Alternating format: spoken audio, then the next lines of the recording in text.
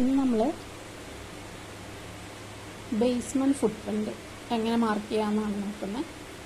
ബേസ്മെൻറ്റിൻ്റെ ലെയറും കാര്യങ്ങളും സൈറ്റ് പ്ലാനിലാണ് നമ്മൾ ബേസ്മെൻറ്റ് ഫുട്പ്രിൻറ്റ് മാർക്ക് ചെയ്യുന്നത്.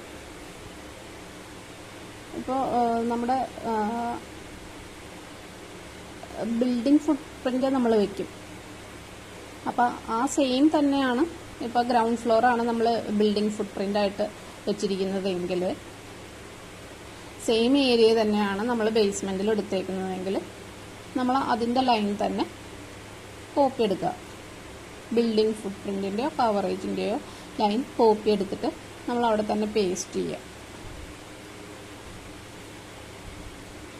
എന്നിട്ട് ജനറൽ ബിൽഡിങ്ങിൻ്റെ ലെയേഴ്സിലാണ് നമുക്ക് ബേസ്മെൻറ്റ് കാണാൻ പറ്റുന്നത്. സൈറ്റ് പ്ലാനിൻ്റെ സെക്ഷനിൽ നമുക്ക് ബേസ്മെൻറ്റിൻ്റെ ഫുട്പ്രിൻറ്റ് മാർക്ക് ചെയ്യാനുള്ള യാർഡൊക്കെ മാർക്ക് ചെയ്യാനുള്ള ലെയേഴ്സ് കാണാം. അതിനകത്ത് ബേസ്മെൻറ്റ് ഫുട്പ്രിൻറ്റിൻ്റെ ബ്ലോക്ക് 1 നമുക്ക് മാച്ച് ചെയ്തിട്ട് കൊടുക്കാം.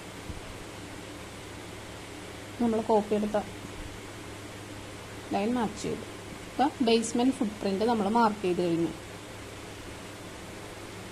ഇനി നമുക്ക് യാർഡ് മാർക്ക് ചെയ്യണം. 4 സൈഡ് യാർഡും മാർക്ക് ചെയ്ത് കൊടുക്കണം. ബേസ്മെൻറ്റ് ഫുട്പ്രിൻറ്റിൻ്റെ യാർഡാണ് മാർക്ക് ചെയ്ത് കൊടുക്കേണ്ടത്. ആദ്യം നമ്മൾ ബിൽഡിംഗ് ഫുട്പ്രിൻറ്റിൻ്റെ ഗ്രൗണ്ട് ലെവലിലുള്ള ബിൽഡിംഗ് ഫുട്പ്രിൻറ്റിൻ്റെ മാർക്ക് ചെയ്ത് കൊടുത്തിട്ടുണ്ട്. അതുപോലെ തന്നെ ബേസ്മെൻറ്റിൻ്റെ ഓരോ യാർഡും മാർക്ക് ചെയ്ത് കൊടുക്കണം. ഇതിപ്പോൾ നമ്മൾ സെയിം ബിൽഡിംഗ് ഫുട്പ്രിൻറ്റിൻ്റെ സെയിം ആയതുകൊണ്ട് സെയിം തന്നെയാണ് ബേസ്മെൻറ്റ് ഫുട്പ്രിൻറ്റും ആയതുകൊണ്ട് നമ്മൾ സെയിം യാർഡ് തന്നെ ആയിരിക്കുമല്ലോ. അപ്പോൾ അത് തന്നെ എല്ലാം കോപ്പി ചെയ്തെടുക്കുക. ആ യാർഡെല്ലാം ഞാൻ 4 എണ്ണം കോപ്പി എടുത്തിട്ട് അവിടെ തന്നെ പേസ്റ്റ് ചെയ്യുക.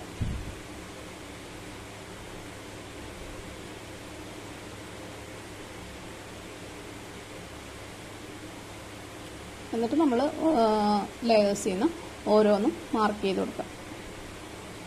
ഫ്രണ്ട് യാർഡും റെയർ യാർഡും സൈഡ് യാർഡും 2 സൈഡ് യാർഡ് മാർക്ക് ചെയ്ത് കൊടുക്കുക.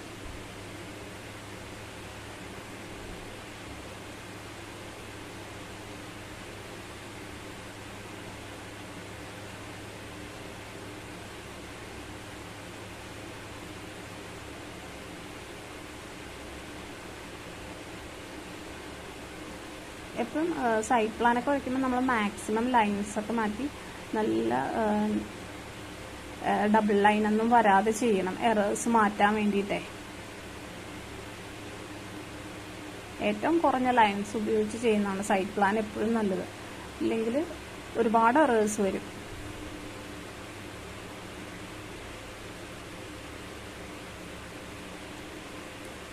ബ്ലോക്കൊക്കെ ഉണ്ടെങ്കിൽ അതെല്ലാം മാറ്റി ചെയ്യണം. അല്ലെങ്കിൽ ബ്ലോക്ക് ഉണ്ടെങ്കിൽ തന്നെ ഒരുപാട് എറേഴ്സ് നമുക്ക് വരും. മൾട്ടി ലൈൻ ടെക്സ്റ്റ് ഉണ്ടെങ്കിൽ ആ ടെക്സ്റ്റ് ഒന്നും ക്ലിയർ ആവില്ല നമുക്ക് പ്രിന്റിന് നോക്കുമ്പോഴത്തേക്കും.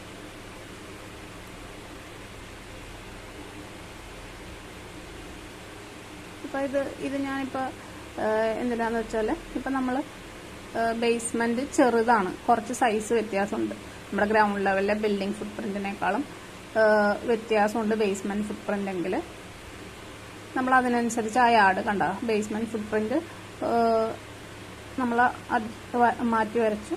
അതിൻ്റെ യാർഡും അതേപോലെ നമ്മൾ അഡ്ജസ്റ്റ് ചെയ്ത് മാറ്റി വരച്ചോളണം. ബേസ്മെന്റ് ചെറുതാണെങ്കിൽ അതിനനുസരിച്ച് യാർഡ് നമ്മൾ കോപ്പി എടുത്ത് ചിലപ്പോൾ വെക്കാൻ പറ്റില്ല. നമ്മൾ അതിനനുസരിച്ച് സെപ്പറേറ്റ് യാർഡ് വരയ്ക്കേണ്ടി വരും ബേസ്മെന്റിന്.